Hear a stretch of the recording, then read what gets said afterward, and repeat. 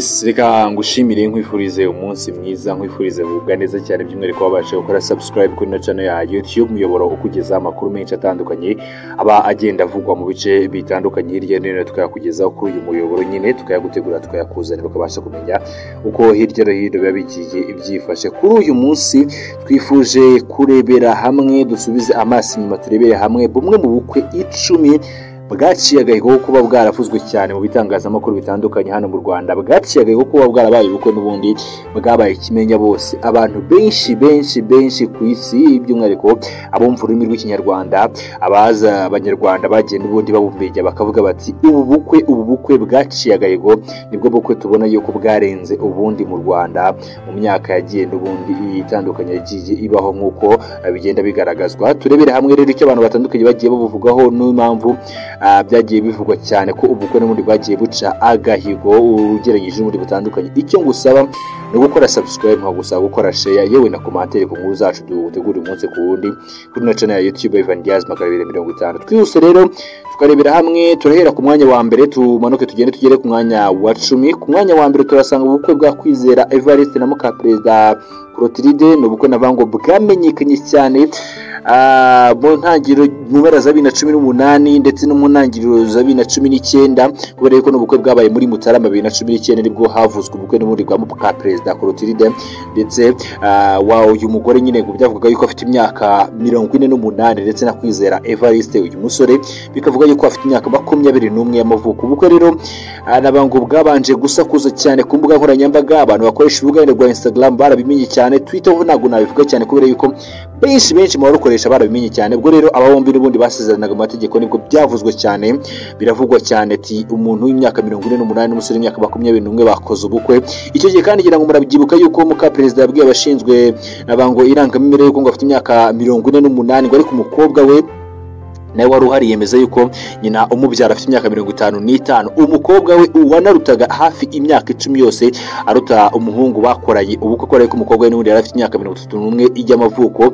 Nakwibutsa yuko rero ikinyuro cy'imyaka cyatumye abombi n'ubundi ubukwe bwabo buvugwa cyane mu bitangazamakuru, ku mbuga nkoranyambaga barandika ndetse n'amagingo yangaya bakaba bakiri kumwe. Twihuse rero tugakomereza ku mwanya wa kabiri. Kuri uyu mwanya wa kabiri turasanga ubukwe bw'umunyonzi witwa Ndayitegeye uyu yasezeranye n'uwo bita Mukeshimana Jose ufite umugabo bugufi nk'uko ugenda nyine ubona mu mafoto bigenda bigaragaza. Ubwo bukwe ngira ngo benshi barabyibuka bwari bwabaye ku wa gatandatu tariki ya 12 Mutarama 2019 nibwo bita Ndayitegereje Aaron yashyingiranywe na Mukeshimana Jose uzwi cyane mu mujyi n'umudara wa Huye nk'umwe mu bafite umugabo n'undi bugufi nk'uko byagiye bigarukwaho. Ndetse icyo gihe byaravuzwe cyane ubwo abanyonzi bagenzi bavugaga bati uyu musore turakorana n'ibyo dukorana umwuga w'ubunyonzi, ariko nta kindi yakurikiye kuri uyu mugore n'ubundi usibye ngo ibihumbi 70 ngo ahembwa nk'umushahara wa buri kwezi, ahakora n'ubundi umunsi ku wundi muri iriya ngoro ndangamurage yahuye nk'uko byagiye bigarukaho. Kandi binavuga yuko uyu mugore ngo yari afite imyaka 40 y'amavuko ndetse uyu musore akaba afite imyaka 26 y'amavuko. Amakuru rero yabo akaba aragiye amenyekana cyane, gusa murabyibuka yuko mu ntangiriro z'uyu mwaka ndetse no mu mpera z'umwaka ushize byavugaga yuko ngo urugo rwa bombi n'ubundi arurimo amakimbirane akomeye cyane, ngo ndetse uyu mugabo yize no gutabwa muri yombi arafungwa azira gukubita umugore we no kumuhoza ku nkeke ngo kuko yamwemerera amafaranga mbere yuko ngo bakora ubukwe, ariko nyuma biza kurangira atayamuhaye. Twihuse ubundi bukwe buri ku mwanya wa gatatu mu bimu bwavuzwe cyane nabango muri iyi myaka ni ubukwe bwo bita Mukangamije ndetse na Ntakirutimana. Aba bombi bakaba bakomoka mu Ruhango. Ngira ngo murabyibuka yuko ku itariki ya 13 Ukwakira 2019 nibwo mu murenge wa Bweramana mu karere ka Ruhango wo bita Ntakirutimana Gasana wari ufite imyaka 23 y'amavuko yaje kubashyingiranwa na Mukangamije Eveline uyu rero wari ufite imyaka 45 y'amavuko. Ngira ngo uruvuye ko muri imyaka 22 yose y'amavuko. Icyo gihe rero ubukwe bwabo bwabo bwahuruje imbaga kubera n'ubundi ikinyuranyo cy'imyaka 22 y'amavuko, aho rero uyu mugabo n'ubundi yavuze ko ubwitonzi bwa Eveline ari kimwe mu bintu byamukuruye cyane no gushaka kuba bakora ubukwe. Ubwo rero itangazamakuru cyamubazaga cyangwa se ubwo itangazamakuru ryabazaga uyu mugore yabajije impamvu yahisemo gushakana n'uyu musore arusha imyaka 22 y'amavuko, yavuze yuko nta kidasanzwe ngo yababona n'ubundi mu mubano w'aba bombi ngo kigendanye n'imyaka yabo, n'ubundi muri rusange avuga yuko nta kidasanzwe mu kigendanye n'iyi myaka y'aba bombi. Ubukwe rero nabwo bwaravuzwe cyane mu bitangazamakuru, abantu barandika, abandi barapostinga ku mbuga nkoranyambaga bavuga byinshi bitandukanye. Reka rero twikomereze ku bukwe bwabaye mu mwaka wa 2017 hari ku itariki ya 2 Nyakanga muri uwo mwaka. Ni ubukwe bwo bita Gasongo. Uyu musore benshi baramuzi ara muri Nyabugogo, by'umwihariko muri kino gihe cya COVID-19, rumwe mu bantu bagenda bakarabya abantu cyangwa se bafashe ko kugerokye babaye volunteers ndetse anakorera byinshi bitandukanye munsi ku wundi.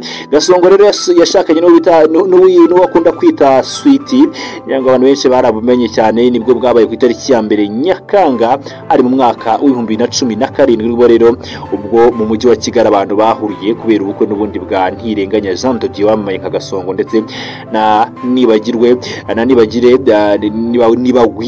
Veneranda n'ubundi abombi navango bafite ubumuga bugufi nk'uko byagiye bigarukwaho, ndetse n'abantu batandukanye ngira ngo n'amafoto wagiye abona bari muri decapotable bona yuko bameze neza cyane baryoshye mu bukwe bwabo, bambariwe n'abandi bantu nyine batandukanye nabo bafite ubugufi bukabije nk'uko byagiye bigarukaho ndetse bikanagaragara no mu mafoto agiye atandukanye. Nuko rero bwabereye Kimisagara, aho rero gusaba no gukwa byari byabaye imbere bikabera mu karere ka Kayonza, aho mbi rero basanzwe baba mu ishyirahamwe ry'abafite ubumuga bugufi bukabije, bari baratumiye n'ubundi bagenzi babo ndetse abafite ubumuga nabango nibo bari babambare nk'uko nari maze kugenda mbikubwira. Ubukwe rero nabwo bwaramamaye cyane buramenyekana hirya no hino ku mbuga nkoranyambaga, abantu barandika kubera ubukwe bwabaye kimenya bose. Ubundi bukwe bwabaye bwo navango nubwo abantu yenda bari nomo cyangwa se abantu basanzwe navango yenda badafite ikindi kibazo runaka. Ni ubukwe navango bwabaye nabwo mu mwaka wa 2017.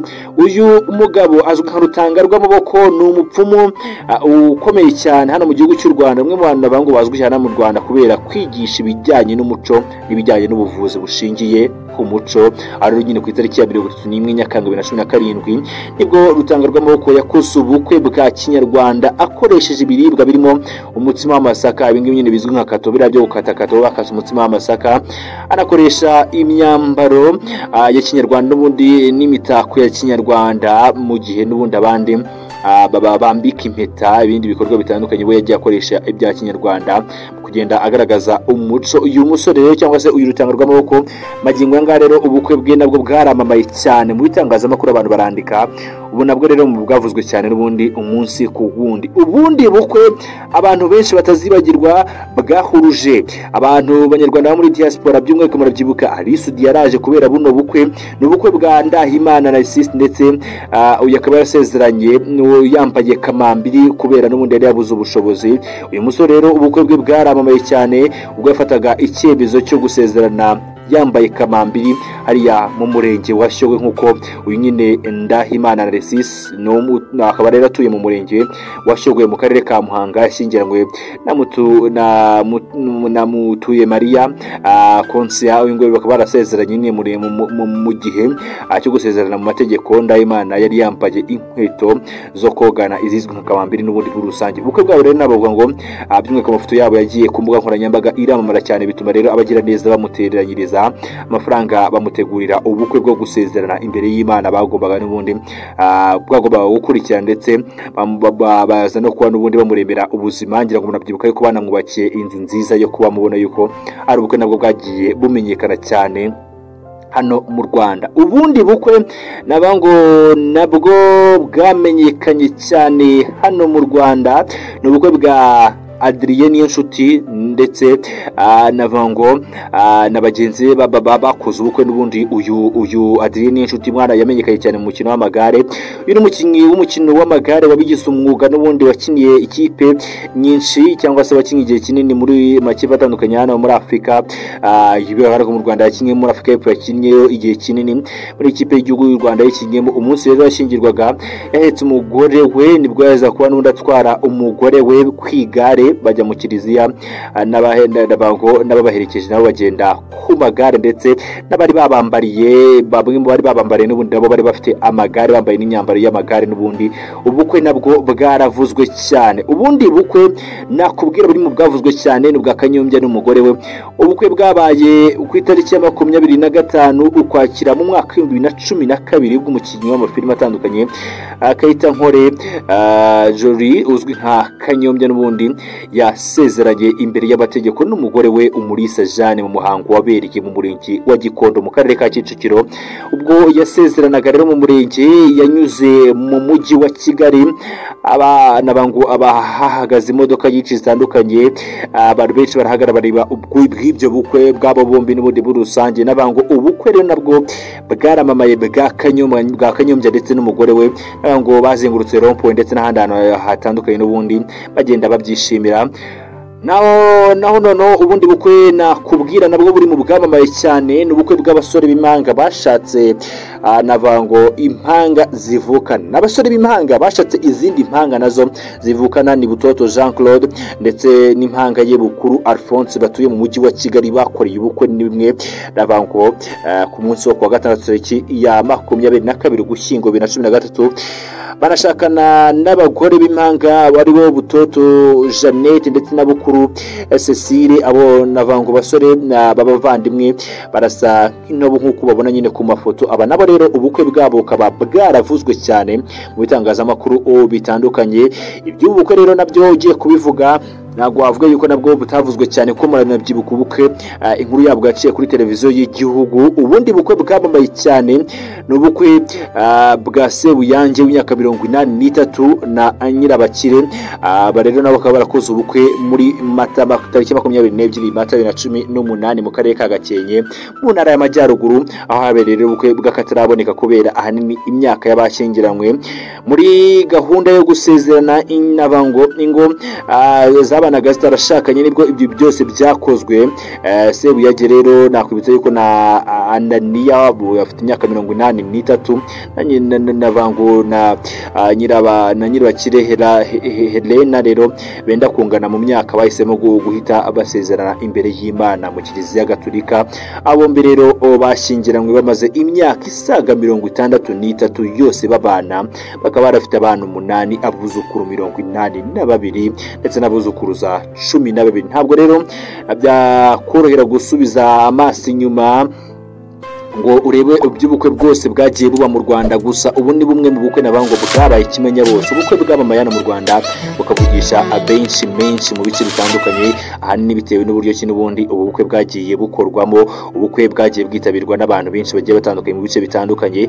Uyu munsi rero twifuje kugenda tubirebera hamwe nabwo ngo ubashe kugenda umenya uko byari byifashe mu bihe bigiye bitandukanye. By'ubukwe rero nabyo ni bimwe mu bintu byagiye bivugisha cyane abantu benshi, imbaga y'abantu benshi batandukanye hirya no hino n'ubundi bakagenda bayigarukaho bitewe n'uburyo ki bwagiye nyine buvugisha abantu benshi. Umunsi rero twifuje kugenda tubugarukaho kugira ngo ubashe kumenya uko byifashe, ubashe kumenya uko gahunda n'ubundi z'ubukwe bwagiye navango buvugisha abantu benshi, ariko busa nkaho butigeze butwara ibiciro binahanitse cyane, ariko bukaba kimenya bose. Ngenda gushimira rero, kora subscribe kuri channel ya YouTube FNDS 250 ubashe kujya ubona izindi nkuru zitandukanye cyane tugutegura umunsi ku wundi. Bihe byiza kuri mwese, Imana ibarinde.